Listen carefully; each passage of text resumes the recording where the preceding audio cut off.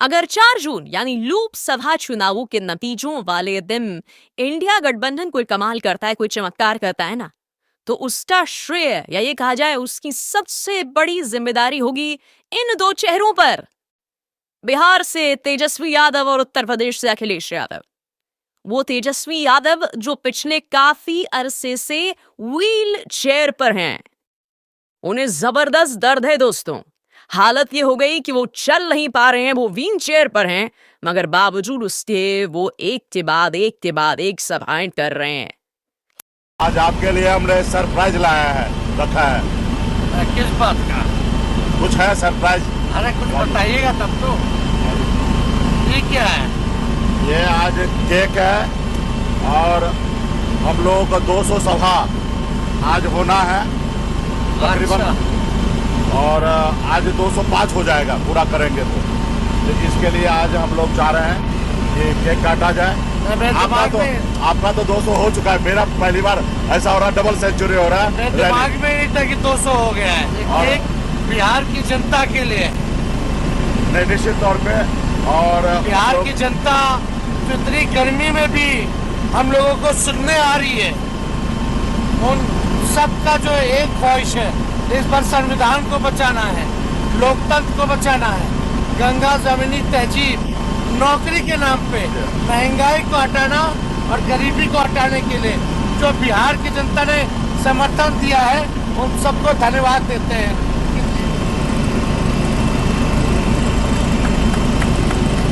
चलिए बहुत बहुत धन्यवाद।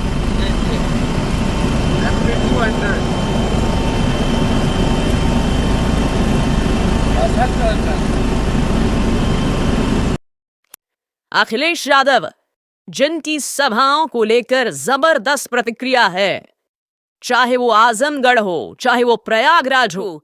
इन तस्वीरों में आप देख सकते हैं जब राहुल गांधी के साथ वो एक सभा करने पहुंचे थे, और देखिए भीड़ का हुजूम किस तरह से उन्हें देखने आया। और उसके बाद हर सभा में भीड़ बेकाबू हो जाती है, बैरिकेड तक तोड़ देती है। और यहां पर यकीनन सवालिया निशान जो है वो प्रशासन पर है। ये वो कर क्या रहा है, मगर ये बतला रहा है कि अखिलेश यादव के पक्ष में भीड़ किस तरह से दीवानी हो रही है। वही हाल तेजस्वी यादव के पक्ष में है। ये व्यक्ति दोस्तों दर्द से कराह रहा है, मगर व्हील चेयर पर ही बैठ के ये सभा को संबोधित कर रहे हैं और कह रहे हैं माहौल टनाटन है। और टनाटन क्यों है, आइए सुनते हैं। माहौल एकदम टनाटन है ना, हम टनाटन टनाटन टनाटन। 1 करोड़ नौकरी मिलेगा फटाफट फटाफट फटाफट, और महिलाओं के खाता में 1 लाख रुपया खटाखट खटाखट खटाखट। अब बीजेपी का हो रही है सफाचट सफाचट सफाचट।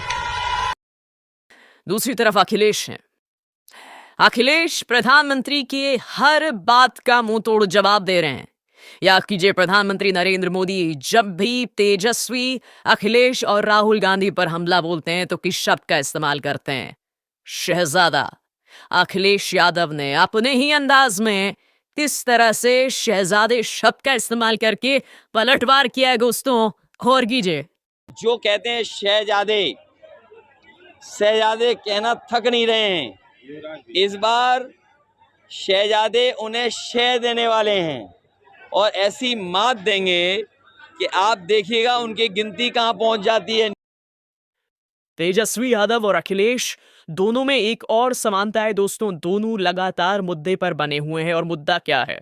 बेरोजगारी, महंगाई, रोजगार के नाम पर अग्निवीर योजना का मजाक युवाओं के साथ, और वो लगातार उस मुद्दे पर बने हुए हैं। तेजस्वी तो ये तक कहते हैं कि देश के सबसे अधिक युवा आबादी वाले राज्य बिहार को प्रधानमंत्री मोदी जी और 17 सालों की एनडीए सरकार ने बेरोजगारी का केंद्र बना दिया है।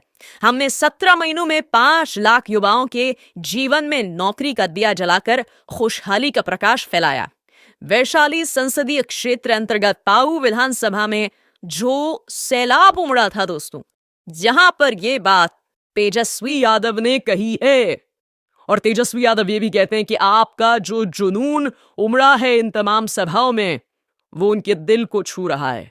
सुनिए इस तरह से भीड़ को संबोधित करते हुए वो अपनी बात करते हैं। सामने भीड़ का हुजूम है और पीठ पीछे से कैमरा इस नजारे को कैद कर रहा है। सुनते हैं।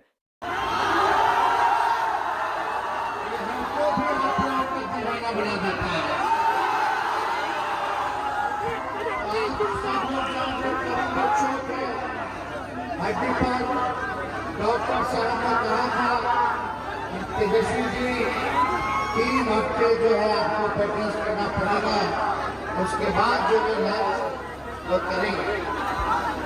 डॉक्टर साहब को बोला, डॉक्टर साहब 3 हफ्ते में तो चुनाव खत्म हो जाएगा, आप चाहे दर्द का सुइया सुबह शाम हमको दीजिए, हम ले करके फिर जनता के बीच जाएंगे।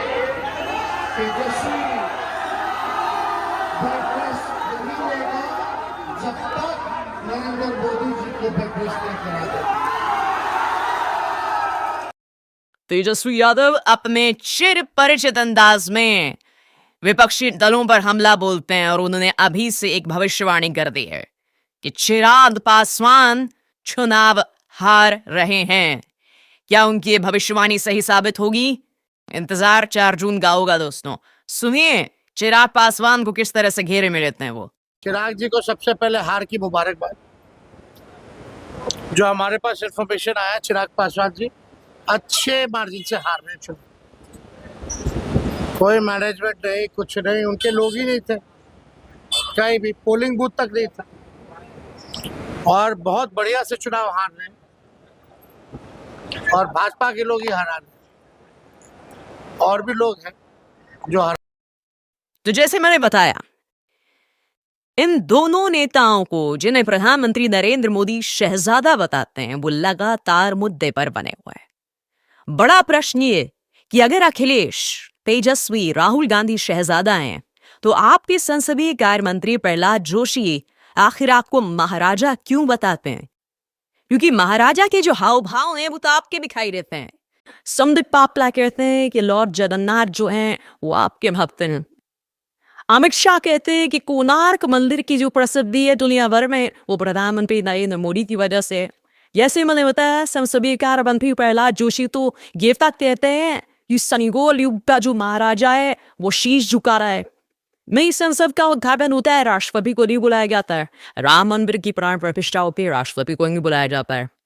सबसे बड़ी बात, आपके कलाम में आपको ईश्वर का अवतार बताते हैं। तनला अदालत में आपको अवतार बताया और ये कहा है ये हम सब का वजूद प्रधानमंत्री के सामने नहीं। तो ऐसे में क्या आपको अधिकार रह जाता है अखिलेश और तेजस्वी को शहजादा कहने? अखिलेश चुप लेते हुए कहते हैं ये 4 जून को मंत्रिमंडल तो बदलेगा ही, मीडिया मंडल भी बदलेगा। और कैसे? आगे सुनते हैं। अगर आप वोट डालोगे तो ना केवल आपके वोट से न केवल मंत्री मंडल बदलेगा बल्कि मीडिया मंडल भी बदल जाएगा। बताओगे बदलोगे कि नहीं बदलोगे?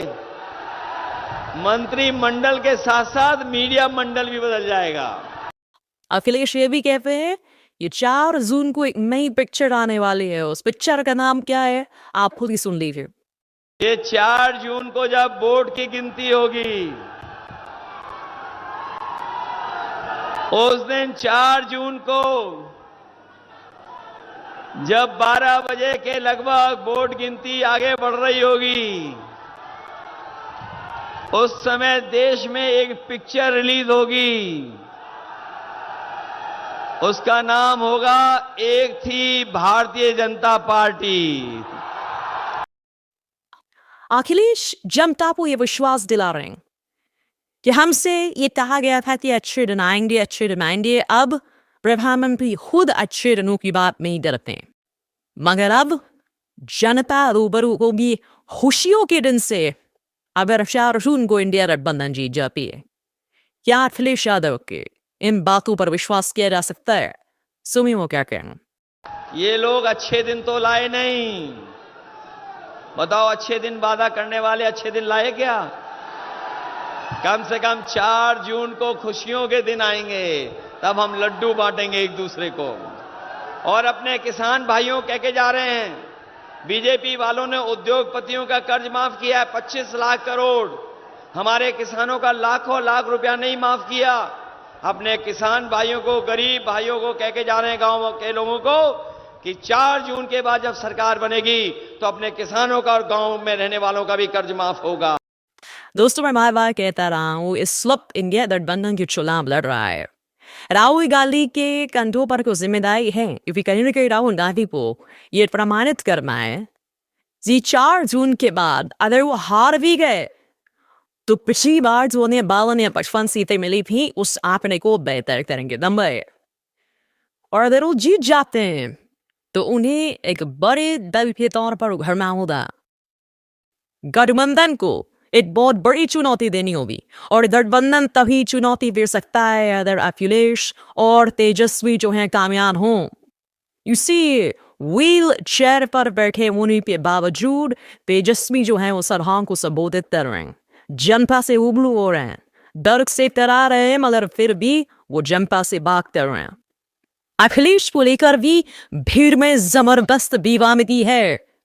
देर से मैंने कहा दोस्तों, क्या ये दीवानगी, क्या ये भीड़ जो है वो वोटों में तब्दील होंगी? इसका इंतजार करना पड़ेगा।